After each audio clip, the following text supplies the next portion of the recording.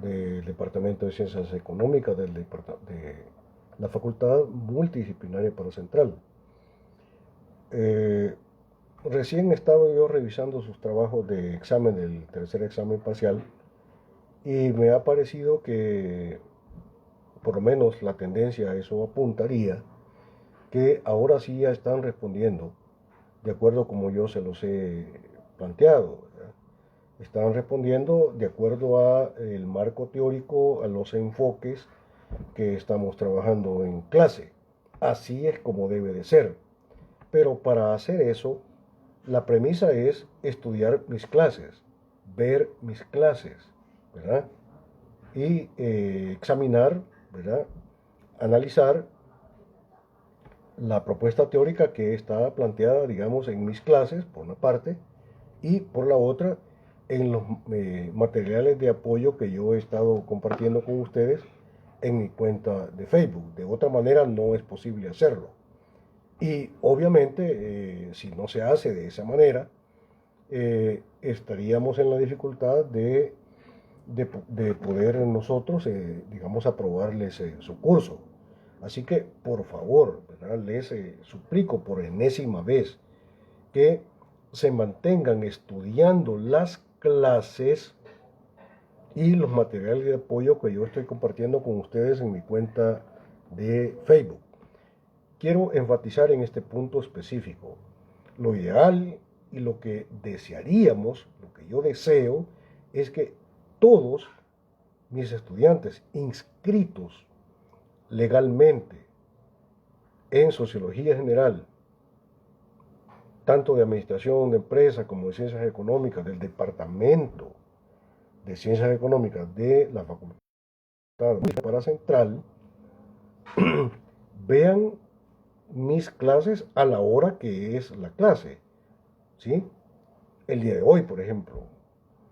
Eso es el detalle. Y que solo por una cuestión, digamos, casual o circunstancial, puedan ver las clases después, pero lo ideal es que vean la clase en este mismo momento que yo la estoy dando.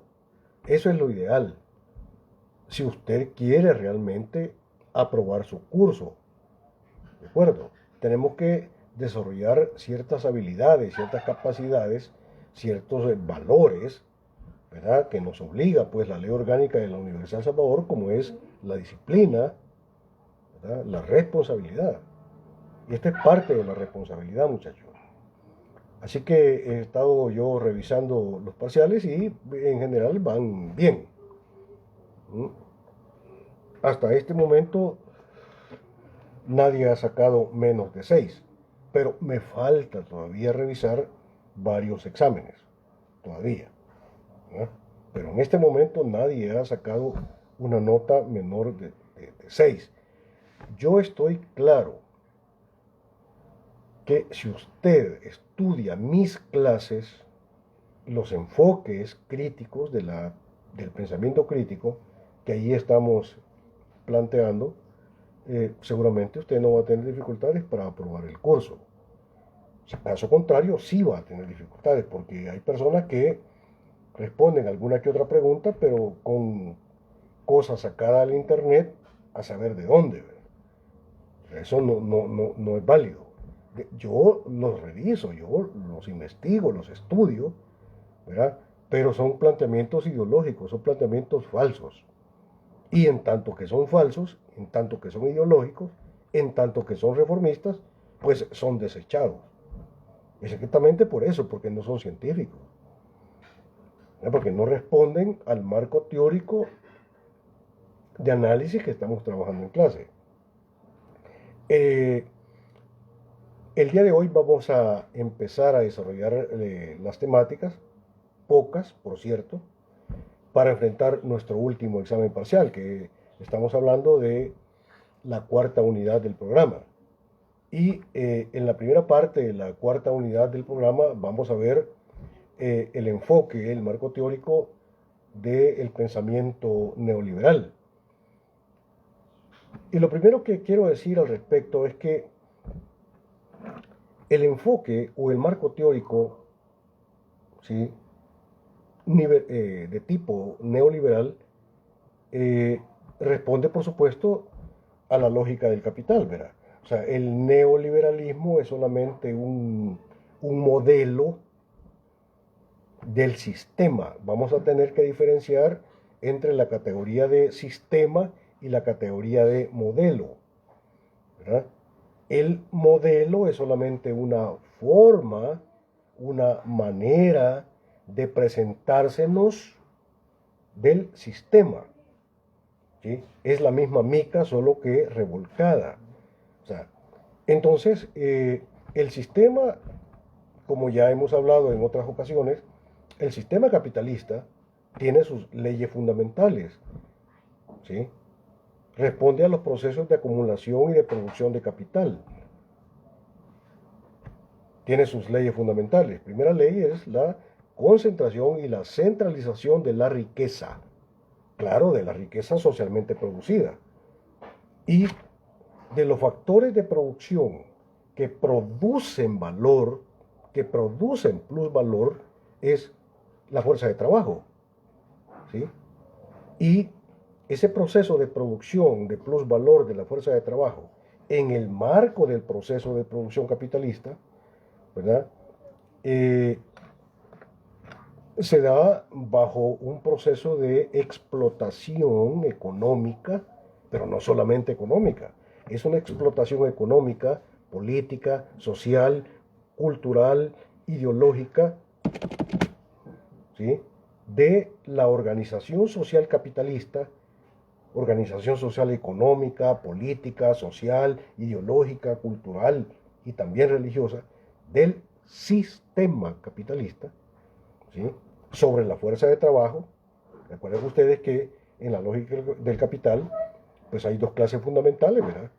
Y la clase burguesa, la clase capitalista, vive de la explotación o produce su riqueza en ese proceso de concentración y centralización de la riqueza a partir de la producción de plusvalor de la fuerza de trabajo. Por tanto, es un proceso de explotación.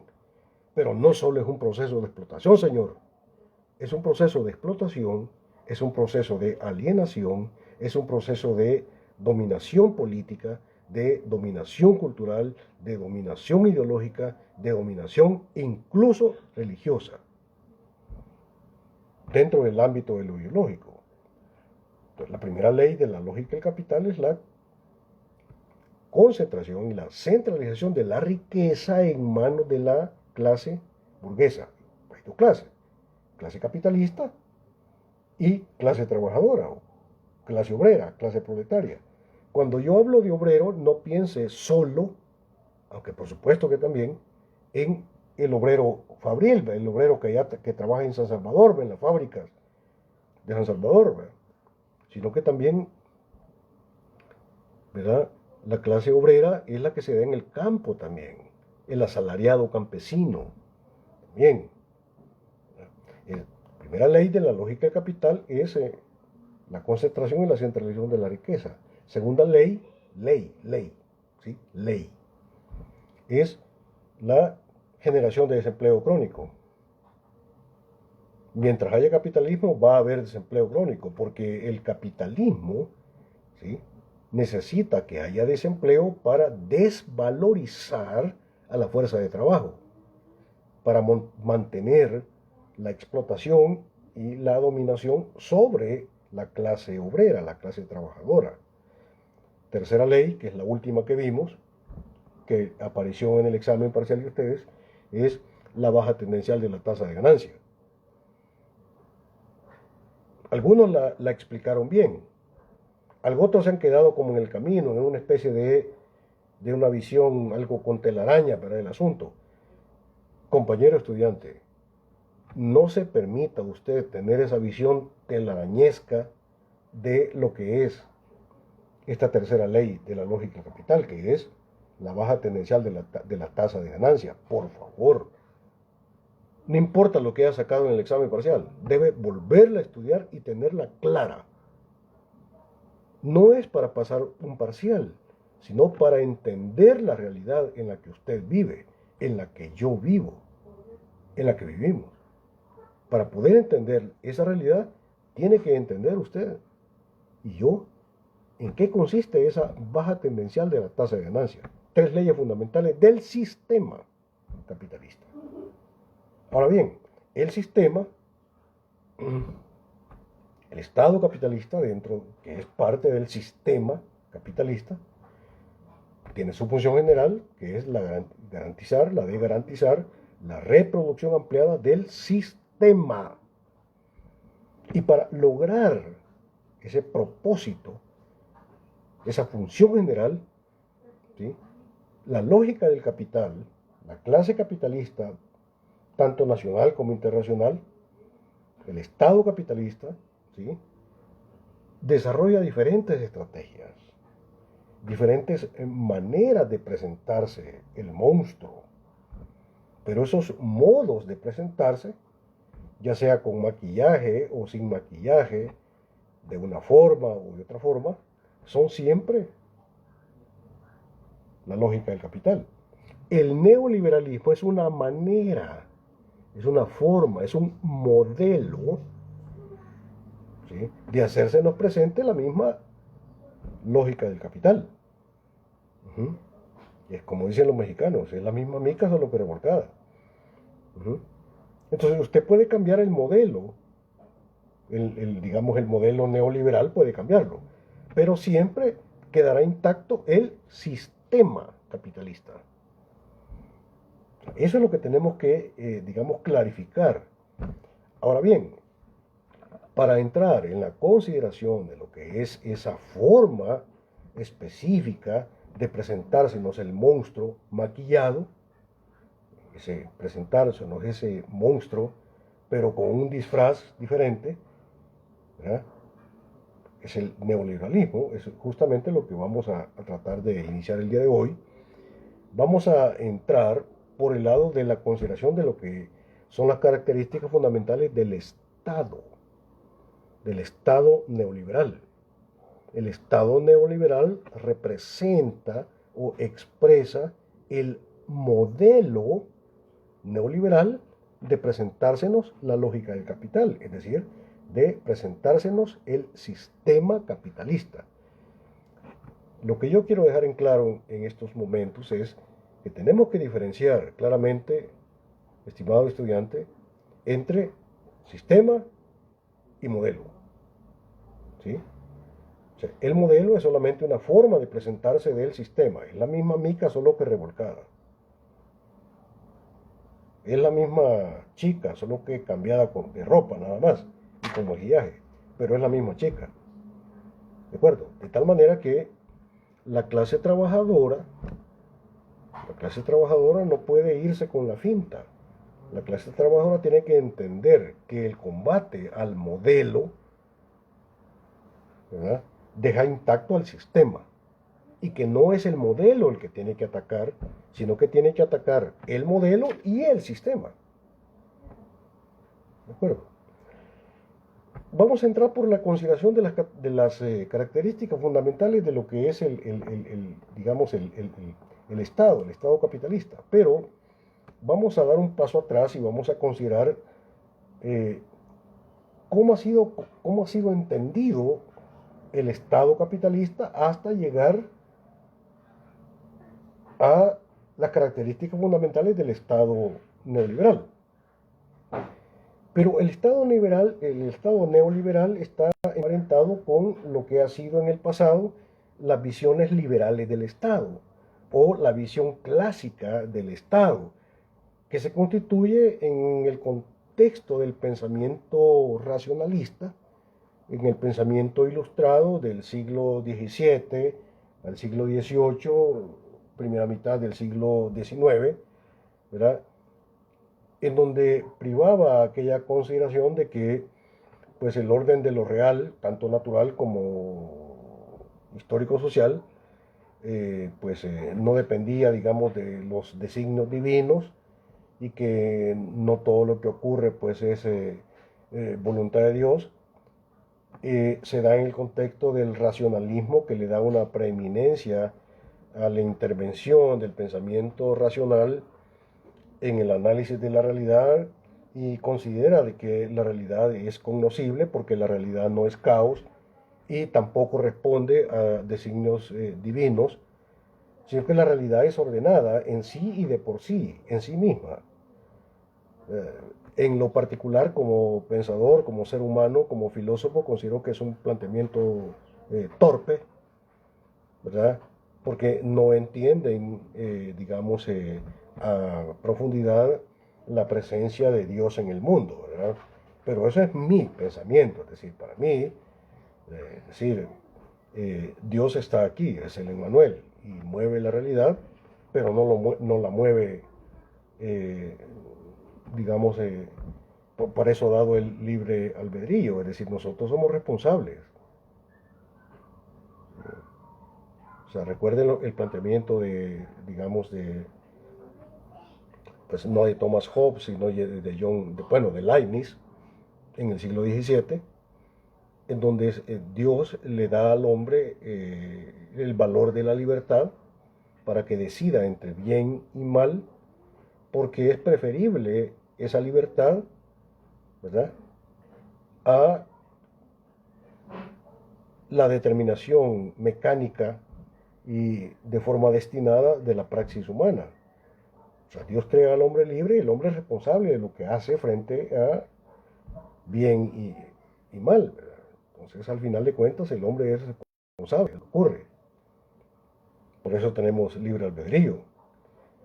Pero el planteamiento racionalista, el planteamiento propio del pensamiento ilustrado, que le da una preeminencia a la razón, es un planteamiento ateo, ¿verdad?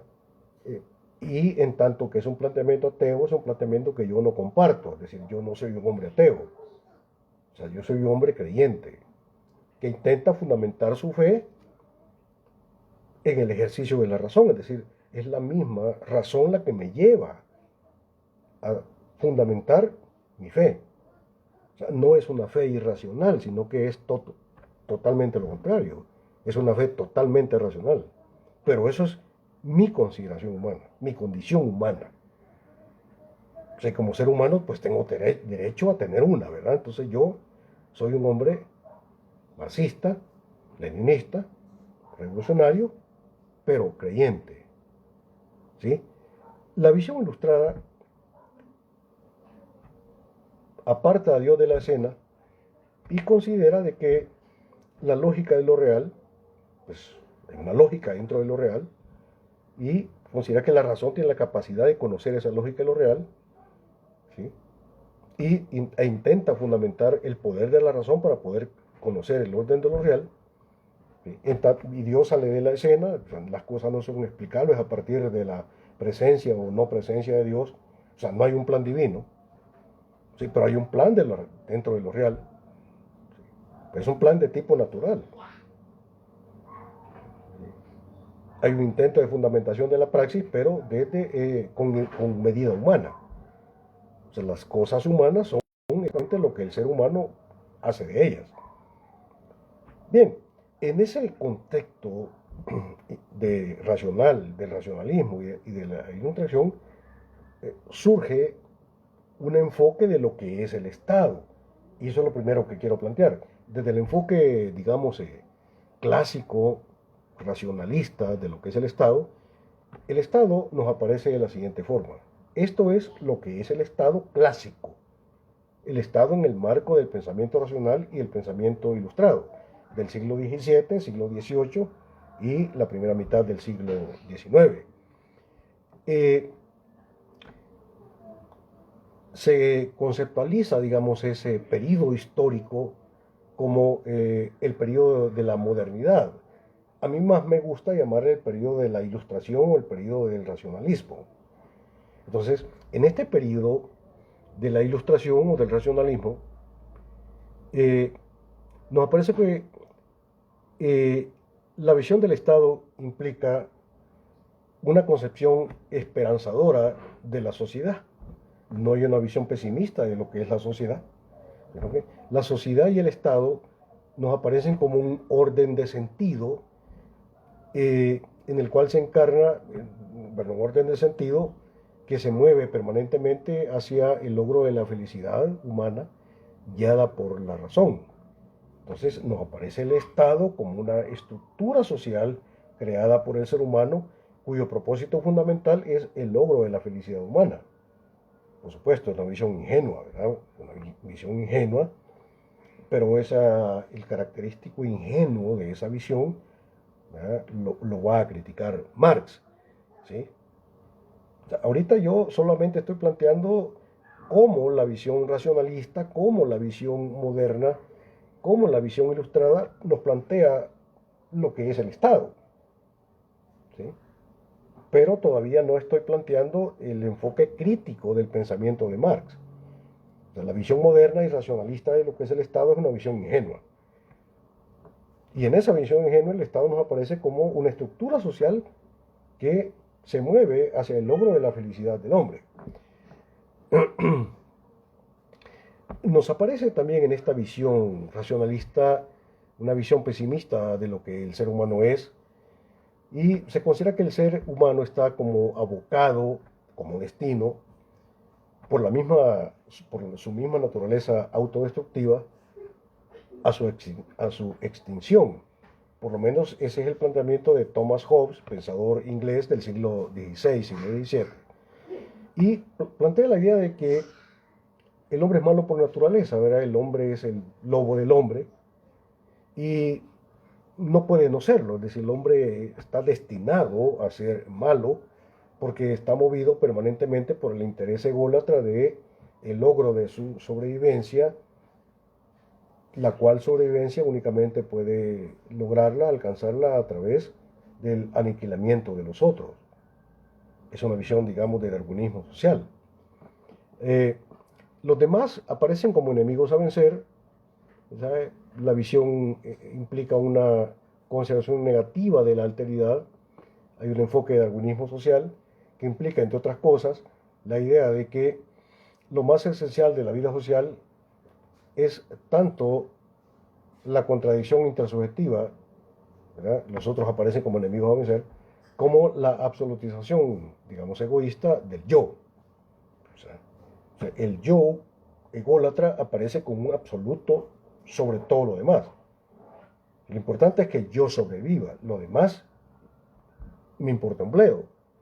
O solamente sería, digamos, interesante para mí si me sirve para mi sobrevivencia, porque lo fundamental es la salvaguarda de mi interés personal como sujeto. Sí, pero como sujeto individual. Eh, bueno, John Locke, pensador inglés del siglo XVI, siglo XVII, siglo XVIII, y también Thomas Hobbes, igualmente pensadores sociales ingleses, proponen la idea de que la naturaleza ególatra o egoísta del ser humano es elemento justificativo de la existencia del Estado. Sí, del Estado como una especie de macroestructura que haría posible la societalidad, por una parte, pero que también rescataría al sujeto humano de su situación de solipsismo egoísta. O sea, en la visión de estos pensadores sociales como Hobbes y John Locke, o sea, el hombre es malo por naturaleza, no puede no serlo. Y entonces, como es malo por naturaleza, hay que crear una macroestructura llamada Estado para que el Estado salve al sujeto de su condición maligna y en vez de estar buscando permanentemente el logro de su propósito ególatra, sea abocado forzosamente con el poder del Estado a la búsqueda del bien común. Y eso justifica la existencia del Estado. O sea, el Estado es necesario para salvar al sujeto de su condición de malignidad ególatra. Entonces, el Estado nos aparece como una instancia salvífica, ¿sí?, de la maldad del sujeto.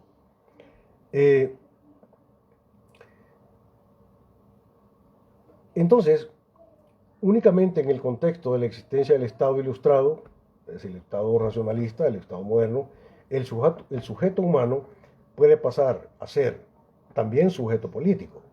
O sea, ya es sujeto social, ya es sujeto natural. pero además de ser sujeto social y sujeto natural, abocado a la búsqueda permanente de su propósito ególatra de la sobrevivencia por encima de los otros, ¿sí? El Estado hace posible que el sujeto se convierta además en sujeto político, ¿sí? Entonces, eh, únicamente en el contexto de la existencia del Estado ilustrado, el sujeto humano puede pasar a ser también sujeto político. Como sujeto político estaría abocado a buscar el bien de la polis, es decir, el bien de la sociedad, lo cual lo pondría más allá de su individualidad egoísta. Solo como ciudadano, dentro del Estado capitalista, el sujeto puede ser sujeto social. Puede haber sociedad y puede hablarse de una dimensión ética tanto del Estado como del sujeto humano. De tal suerte que lo político y la práctica se justifican éticamente como acción humana que busca el bien común. Entonces, la política en el ámbito, la política en el ámbito, no, la política es el ámbito en y por el cual el sujeto humano, ¿ya?, puede ser social, sujeto social, sujeto político y además puede ser bueno. En la visión racionalista de lo que el Estado es, la existencia del Estado se justifica para salvar al hombre de su condición maligna. El hombre es malo por naturaleza. Entonces entra el Estado para salvarlo de esa condición maligna, ¿verdad?, de buscar únicamente el provecho personal y su sobrevivencia personal, y el Estado, a partir con la fuerza del Estado, lo obligaría a buscar el bien común. Y entonces lo convertiría en sujeto social, en sujeto político. Entonces, solo como sujeto político, el sujeto social está abocado a la búsqueda del bien de la polis, es decir, del bien común. Y eso es lo que justificaría la existencia del Estado, como una estructura salvífica del sujeto. O sea, en la visión racionalista, no es la religión la que salva al sujeto, o sea, no es la iglesia la que salva al sujeto de su condición maligna, sino que es el Estado. ¿Sí? Ojo, en la visión racionalista, la existencia del Estado se justifica como una estructura salvífica de la condición maligna del ser humano. Fíjense, ¿de acuerdo? Ahora, para Nicolás Maquiavélico, pensador del siglo, Nicolás Maquiavelo, pensador del siglo XV, siglo XVI, también cabe dentro del ámbito del pensamiento racionalista, el fundamento de lo político y la política, ¿sí?, el fundamento de lo político y la política, de la existencia política del sujeto, ¿sí?, se fundamenta en la búsqueda permanente y el logro del poder. No importa el método a través del cual sea logrado. De ahí aquella máxima de que el fin justifica los medios. Y en la visión de Nicolás Maquiavelo, ¿verdad?, hay una separación entre la ética y la política. O sea, la política no tiene nada que ver con la ética. Las cosas, es el poder, hay que lograrlo en forma eficiente. Y la lógica de la eficiencia no tiene nada que ver con la ética. Lo importante es el logro del poder y el mantenimiento del poder, no importa cómo. O sea, por eso es que en la visión de Nicolás Maquiavelo hay una separación absoluta entre política y ética. Ahora bien, otro pensador ilustrado es Juan Jacobo Rousseau, un pensador social francés del siglo XVIII, ¿verdad?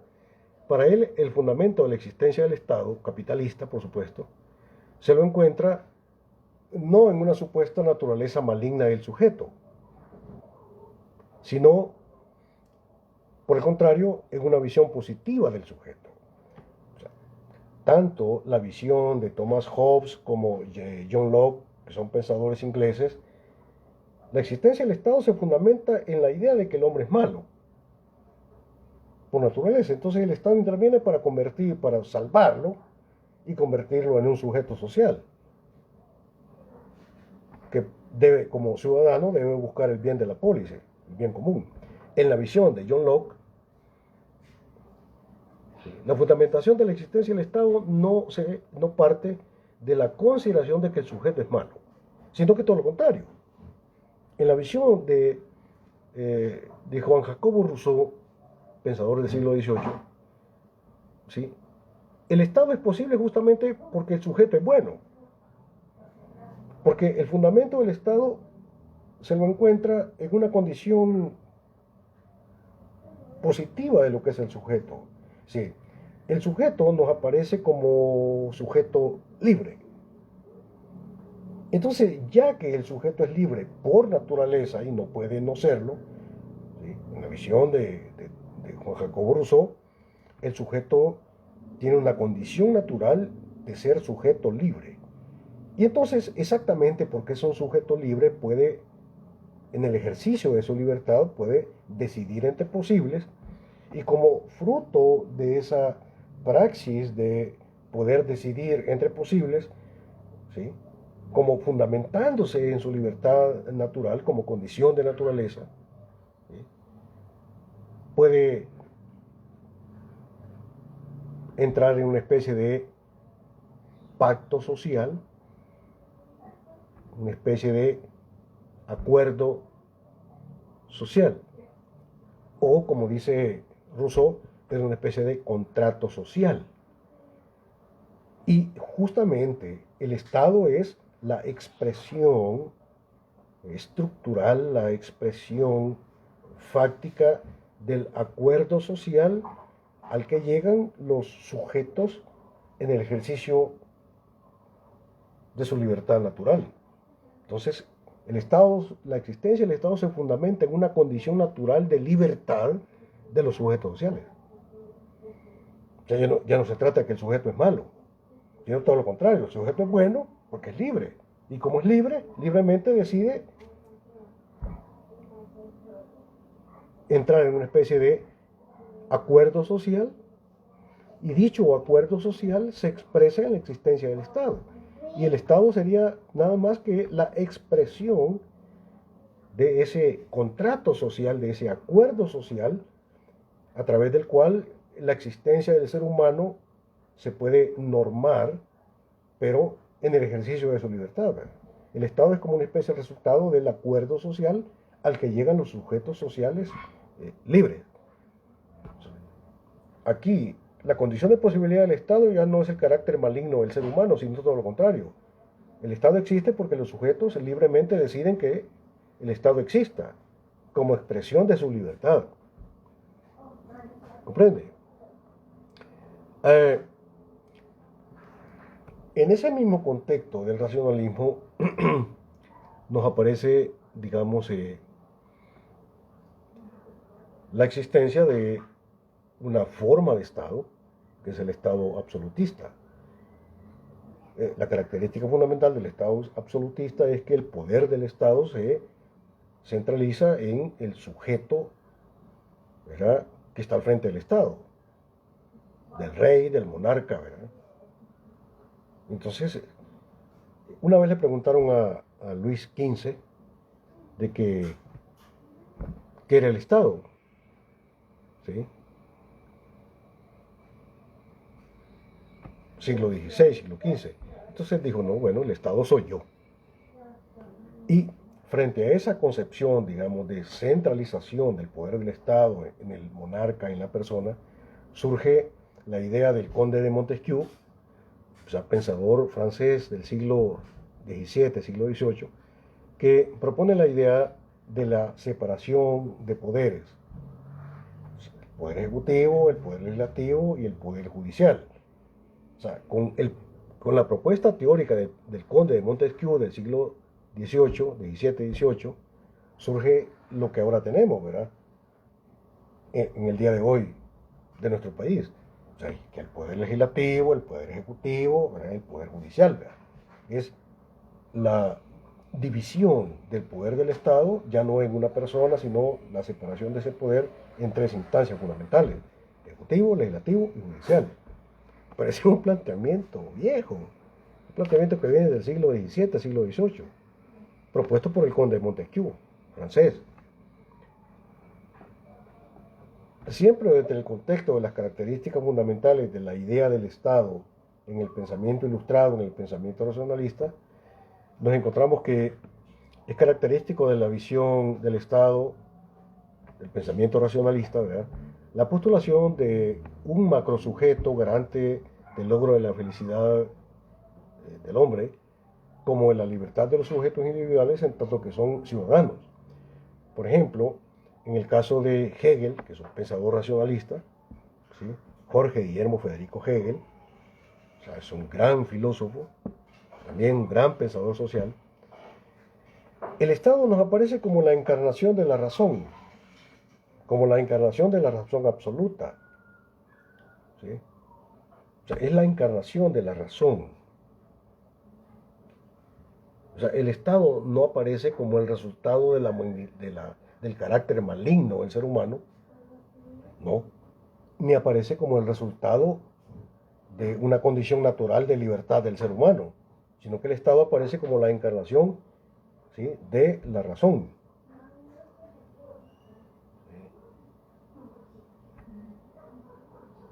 Y entendiendo la razón absoluta como el espíritu absoluto, sería que en la visión de Hegel, el Estado es como una de las formas para que nos entendamos, lo voy a expresar de esta manera, y repito, solo metodológicamente, en términos pedagógicos, lo voy a decir de esta manera para yo darme a entender. ¿Sí? Para Hegel, el Estado sería como una de las maneras o una de las formas de la manifestación de Dios en el mundo. Por eso dice Hegel que el Estado es como la encarnación de la razón absoluta. Es una manera de decir que el Estado es una de las formas de la manifestación de Dios en el mundo. Pero así lo entiende Hegel. ¿De acuerdo? Y por supuesto, en tanto que es expresión de la razón, en la visión hegeliana de lo que es el Estado sería, claro, el Estado capitalista, por supuesto, ¿verdad? El Estado sería eterno, el Estado sería bueno, en tanto que busca el bien común, el bien de la sociedad, más allá de la búsqueda alocada del bienestar individual por encima de los demás. El Estado nos aparece como aquella estructura que obliga al sujeto a buscar el bien común, más allá de la individualidad suya como sujeto. Entonces el Estado aparece como una cosa buena, ¿verdad? Como una cosa éticamente justificable, porque es la encarnación del Espíritu Absoluto. Es una de las formas de la manifestación de la deidad, incluso. Pero eso es para Hegel.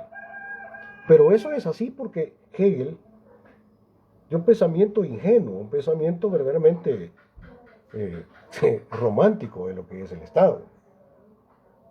Claro, más adelante, exactamente es lo que cuestiona Marx. O sea, el Estado no ve, el Hegel no puede ver que el Estado, o sea, es una estructura social de poder en manos de la clase dominante. O sea, lo que no puede ver Hegel, no logró ver Hegel, siendo tan brillante, es que el ordenamiento de la sociedad burguesa implica la existencia de clases sociales e implica necesariamente pues lucha de clases. Hegel no pudo entender, no pudo ver el carácter clasista de la sociedad capitalista burguesa. Gran error de Hegel. Y entonces por eso él se queda con esa visión romántica, ¿sí? Esa visión romántica falsa, ¿verdad?, de que el Estado es como la encarnación y la manifestación de la bondad de Dios, ¿verdad? O sea, realmente, pues sí, eh, pero digamos, esa es la forma, la concepción clásica, ilustrada, racionalista de lo que el Estado es. Ahora, pero Esa es la visión clásica del Estado, siglo XVII, XVIII, finales del siglo XIX incluso. Ahora bien, andando un poco adelante, ya en el marco del siglo XX, y justamente después de la Segunda Guerra Mundial, de los años 40, de 1940, 45, ¿sí? Y todo lo que vino después, inmediatamente después, años 50, años 60, los años 70, lo que yo les dije en la última sesión, uh, hubo un desarrollo a nivel planetario de lo que es el pensamiento crítico, y no solamente del pensamiento crítico, sino de la praxis crítica guiada por la teoría marxista de la realidad, guiada por la teoría leninista de la realidad, ¿verdad?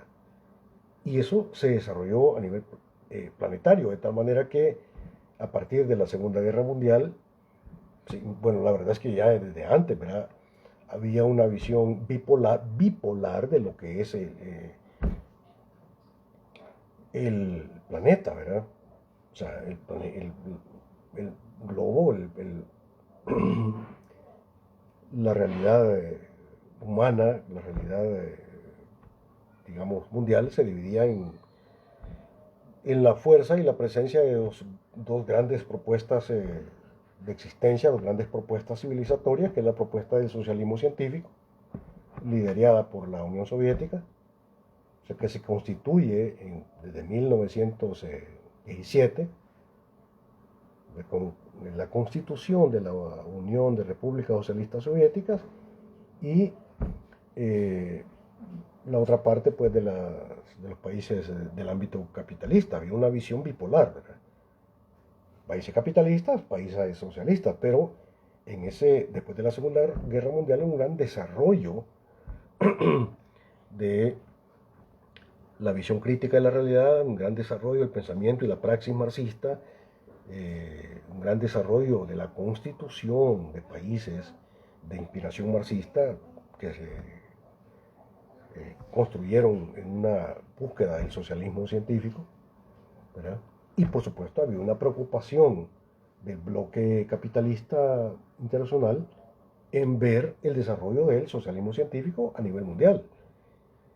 Y entonces los capitalistas globales comienzan a ver como la manera de construir una estrategia de contención de ese desarrollo del pensamiento y la praxis crítica. Y a través de los organismos multinacionales, organismos globalizados que ellos manejan, como son las Naciones Unidas, la ONU, ¿sí? La Comisión Económica para América Latina, comienzan a desarrollar estrategias para revertir ese proceso de desarrollo de la visión crítica de los países, digamos, con inspiración marxista, leninista, que intentan construir en sus formaciones económicas sociales o países sociedades de tipo socialista. Entonces ellos plantean de que la manera de bueno, en su análisis, ¿verdad? Es que en la visión de las estructuras de poder globalizado del siglo de 1960 a 1970, piensan ellos, bueno, la causa del desarrollo del pensamiento crítico y del desarrollo de las organizaciones que cuestionan el sistema, pues es exactamente la pobreza. Entonces lo que tenemos que atacar es la pobreza. La pobreza es como el caldo de cultivo del desarrollo del pensamiento marxista, el pensamiento crítico de las organizaciones marxistas que cuestionan el sistema. Entonces vamos a ver la manera de tratar de revertir la situación de pobreza en los países, y en el caso de América Latina, a través de la Comisión Económica para América Latina, que es una estructura que verá de las Naciones Unidas, ¿sí?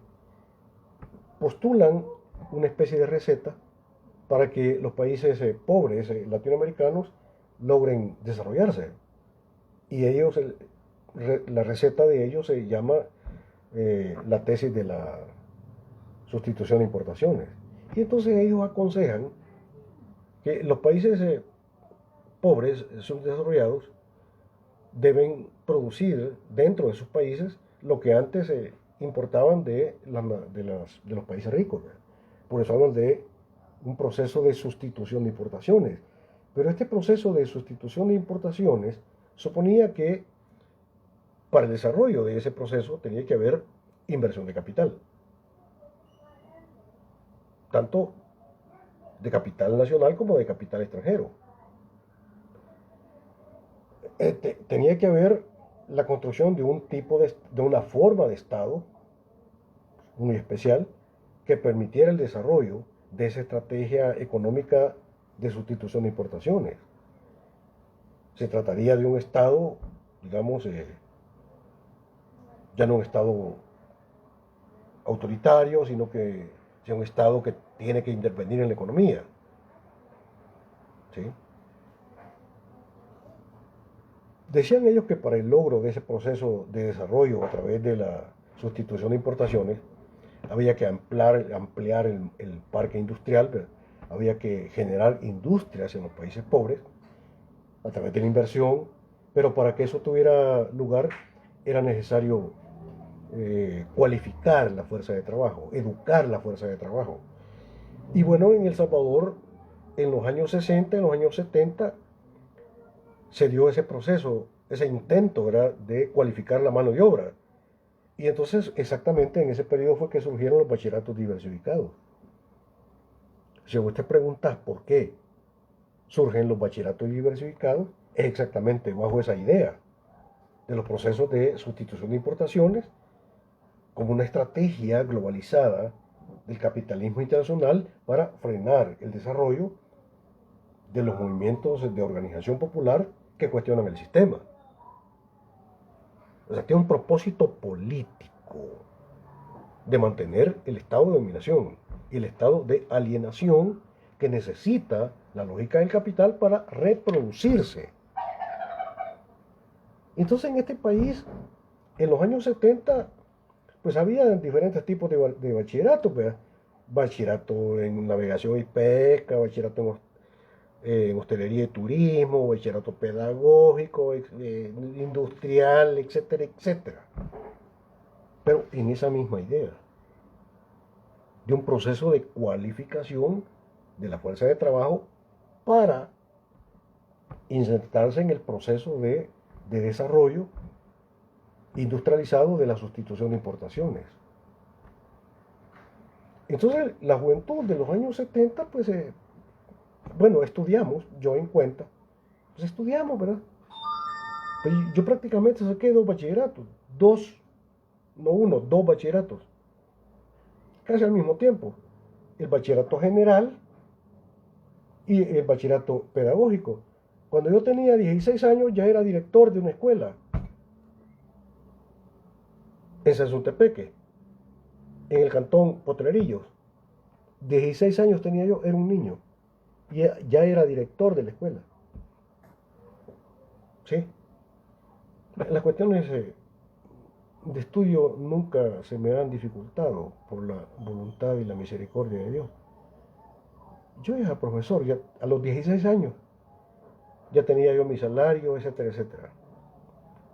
16 años, era un niño. En el marco de eso, del proceso de cualificación. Pero ¿qué pasó? Pues lo que pasó es que pues no hubo la tal industrialización. La juventud se preparó, la juventud estudió, pero no había trabajo. Porque jamás hubo inversión de capital para desarrollar el parque industrial. Solo se formaron por ahí unas que otras zonas francas donde venían las empresas multinacionales, sobre todo las empresas norteamericanas, a poner ahí sus pequeñas empresitas. Pero eso no se generalizó. La burguesía nacional no invirtió. Entonces, de lo que le estoy hablando es que hubo una generación de jóvenes frustrada. Hicimos el esfuerzo, estudiamos. pero nos estrellamos con la realidad de no encontrar empleo. Fuimos una generación bastante molesta y esa situación de insatisfacción nos llevó a cuestionar no solamente la situación inmediata nuestra, sino que el sistema. Logramos percibir de que la problemática no era una cuestión de tipo inmediata, sino que la problemática era el sistema, es decir, el sistema capitalista salvadoreño. Y cuestionamos el sistema y nos organizamos y luchamos. En ese marco de realidad en los años 70 es que surgieron, ¿sí?, con los jóvenes de esa generación, las 5 organizaciones diferentes, con pensamiento diferente, que en el año de 1980 forman el FMLN, ¿sí?, en el país. Y a nivel de América Latina, abundaban las organizaciones revolucionarias. Había un boom de las organizaciones revolucionarias. Por eso los años 70 fueron años de mucho desarrollo del pensamiento y de la praxis crítica. En los años 70 surgieron las cinco organizaciones revolucionarias que nosotros conocemos o deberíamos conocer. Pero de esas 5 organizaciones, solo una tenía una visión marxista-leninista. Las demás organizaciones no eran marxistas ni leninistas, eran más de tipo reformistas. Eso es lo que la gente no sabe. ¿Sí? Solamente las fuerzas populares de liberación, guiadas y dirigidas por Salvador Cayetano Carpio, el comandante marcial, tenía una visión revolucionaria marxista-leninista. Las otras organizaciones, ¿sí?, y sobre todo el Partido Comunista, eran electoreros. Su onda era llegar al poder del gobierno a través de los procesos electorales político-burgueses. Eso era su cuestión. Entonces, en ese contexto de realidades, es decir, el imperialismo norteamericano y el capitalismo globalizado desarrollan esa visión, digamos, esa receta económica de sustitución de importaciones que fracasó, e intentan desarrollar también un tipo de Estado que ellos llamaban, los teóricos le llamaban el estado de bienestar. En una idea de tratar de retomar la visión racionalista del Estado clásico y aplicarla a las realidades de los años 70. El estado de bienestar tenía como propósito aparecer ante la sociedad como un estado preocupado por el interés social. Entonces el Estado hace el esfuerzo de presentarse como un estado preocupado por la reactivador, digamos, un estado preocupado para reactivar la demanda social. Pero para reactivar la demanda social, el Estado tiene que intervenir en la economía. ¿Y para qué intervenir en la economía? Para generar empleo. Generar empresas estatales para generar empleo. Empleo implica salario. Salario implica una reactivación del mercado interno.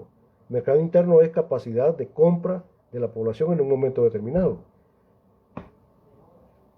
El Estado tenía que aparecer como reactivador de la demanda social. Y el Estado tenía que aparecer también como satisfactor de la demanda social. ¿Sí? Como satisfactor de la demanda social, el Estado tenía que preocuparse por la educación del pueblo, la salud del pueblo, por la vivienda del pueblo. O sea, fueron los tiempos en los cuales el gobierno, no es lo mismo Estado que gobierno, pero el gobierno es como la cara institucional o el carácter institucional como se presenta el Estado. Entonces teníamos un montón de entidades de tipo gubernamentales que andaban metidas en todo. ahí es donde surge el INPEP, por ejemplo. El- ¿Sí? Surge el Fondo Nacional para la Vivienda.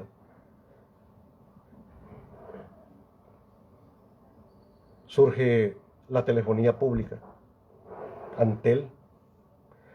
Surgen todas las empresas estatales, ¿sí?, encargadas como empresas estatales de satisfacer la demanda social.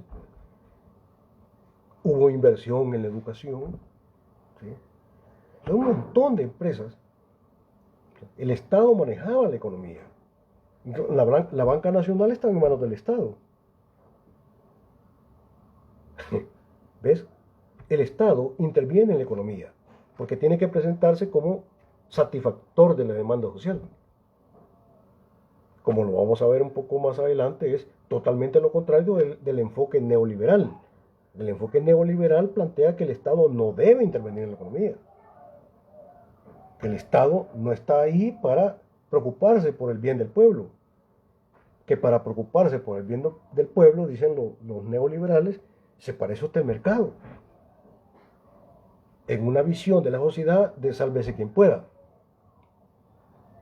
Pero, ¿sí?, en los años 70 se constituye una visión, ¿sí?, del Estado como un estado de bienestar.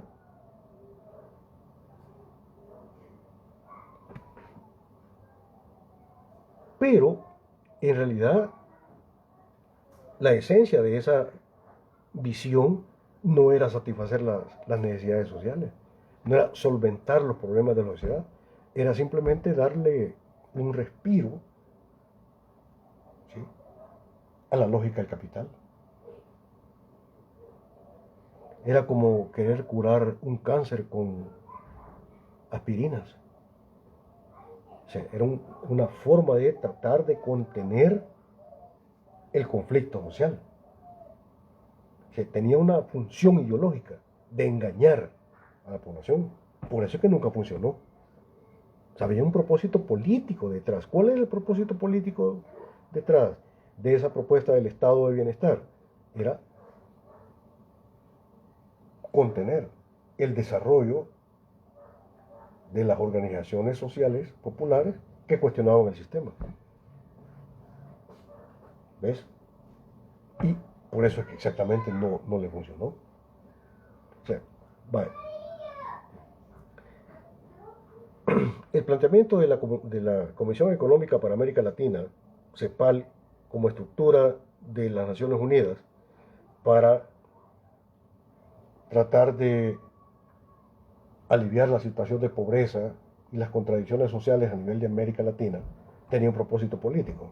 No tenía un propósito honesto, real, de enfrentar la situación de pobreza, sino que tenía un propósito de tipo político.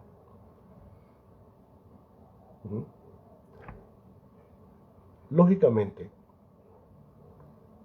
tenemos que pensar en esto. Los países desarrollados producen mercancías, pues tienen altos niveles de producción y productividad. Y dichas mercancías tienen un valor potencial que tienen que realizar. Y el valor potencial de las mercancías producidas en el mundo desarrollado se realizan a través de la venta. Y por tanto, la producción de mercancías en los países desarrollados necesitan mercados. Ojo, compañeros de administración de empresas, necesitan mercados.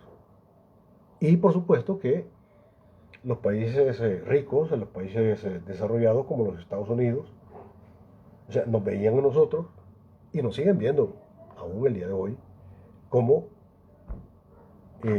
mercados donde ellos vienen a tirar sus mercancías. Nos ven a nosotros como mercados nada más y necesitan que nosotros les compremos sus mercancías, pues nosotros somos un mercado. Ahora bien, ¿cómo es que la tesis de la CEPAL, de la Comisión Económica para América Latina, estructura de las Naciones Unidas, viene a proponerle a los países pobres de que tiene que haber un desarrollo de de sustitución de importaciones en donde los países pobres ahora puedan producir lo que antes le compran a los países ricos. Es un contrasentido. Exactamente, era una farsa. Eso no podía ser porque los países ricos necesitan vender sus mercancías en los mercados de los países subdesarrollados o pobres. O sea, necesitan continuar manteniéndonos como mercados, como productores de materia prima y como generadores de fuerza de trabajo barata. Entonces, de antemano, la Comisión Económica para América Latina nos propone una receta que ellos de antemano saben que no va a funcionar. Pero las burguesías nacionales y los estados capitalistas dependientes, como el estado salvadoreño en los años 70, ¿sí?, se tragan esa píldora e implementan esa cuestión, sabiendo que no va a funcionar. Y exactamente esa receta de desarrollo económico tronó. Y eso es lo que te explica por qué la generación de jóvenes de los años 70 fuimos revolucionarios. Porque éramos una generación, lo voy a decir en términos suaves, ¿verdad? Éramos una generación molesta, crítica, que veíamos la realidad. Éramos jóvenes frustrados, engañados, pero entendíamos cuál era el problema de la cosa y estábamos dispuestos a entrar a la batalla para enfrentar el quid de la cuestión, cuestionar el sistema. ¿Sí? Y como te vuelvo a repetir, en los años 70 es que surgen las 5 organizaciones que constituyeron en 1980 el FMLN. El FMLN no surge de la nada. El FMLN es la organización de 5 organizaciones distintas y con visiones diferentes. Y de esas 5, solo una era revolucionaria, las otras eran reformistas. Lo que estoy diciendo es que el FMLN, desde que surge como FMLN en 1980, mayoritariamente ya era reformista.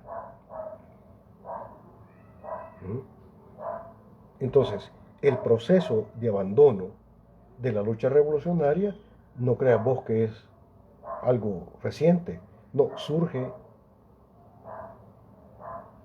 en el momento de la constitución del FMLN y se agudiza, se expresa en 1983 con el asesinato de Salvador Cayetano Carpio, que era el primer responsable de las Fuerzas Populares de Liberación. O sea, porque de las 5 organizaciones revolucionarias, él, ¿sí?, Salvador Cayetano Carpio, que era el primer responsable de la Fuerza Popular, es el único que se opuso a la salida reformista. Entonces, para todos los reformistas, él era un estorbo que había que apartar. Y así lo hicieron. Vamos a dejar la clase, digamos, del día de hoy hasta acá y vamos a continuar el próximo miércoles. Les deseo una muy feliz tarde, compañeros estudiantes. El día de hoy por la noche voy a continuar leyendo sus trabajos de examen, ¿sí?, y les pido, ¿sí?, les exijo de que estudien mis clases y me respondan los parciales en el marco teórico de los planteamientos vistos en clase y en los documentos de apoyo que yo estoy compartiendo con ustedes. ¿Sí? O sea, esos documentos de apoyo no los vas a encontrar en la web, porque son pensamiento propio. ¿Sí? Algunas personas creen que uno escribe libros en el marco de las 8 horas laborales que la Universidad del Salvador te paga. No, no, señor. en el ambiente universitario en el cual nosotros como profesores hemos vivido, no hay ambiente para estudiar, no se puede escribir. No se puede escribir, no hay ambiente para eso. Bueno, yo realmente no puedo. Todos conocen mi escritorio donde estoy. Pasa uno, pasa otro, el uno te platica de una cosa, el otro. No hay ambiente para poder escribir. No es cierto que uno produce intelectualmente en términos de escribir una investigación académica en las 8 horas laborales que la universidad te paga. No, criatura, eso es falso. O sea, uno escribe, produce intelectualmente fuera de la universidad. Yo, por ejemplo, lo hago en casa, en mi casa. No allá en la universidad. Y no hay espacio para eso, no hay. Es decir,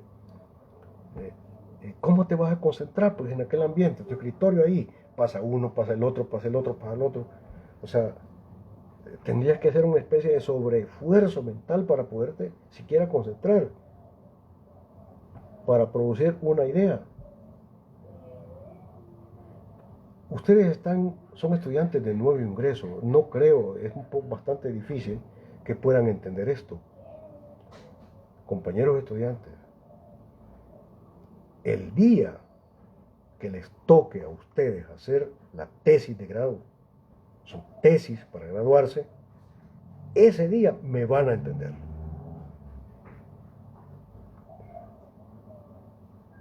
De aquí a 5 años, de aquí a 6 años, van a decir, tenía razón este maestro, porque te va a tocar escribir, te va a tocar investigar tu tesis, entonces te vas a dar cuenta que no en cualquier ambiente es posible hacer eso. Pero quizá ya va a ser tarde. Ahorita es un poco complicado que me puedas entender. Pero allá en la universidad, allá en la facultad, en las 8 horas laborales que te paga la universidad, es bastante difícil. Es como que vos te pudieras resolver el parcial cuando estábamos en los tiempos presenciales. Imagínate que te tocara responder el parcial en los pasillos, ¿verdad?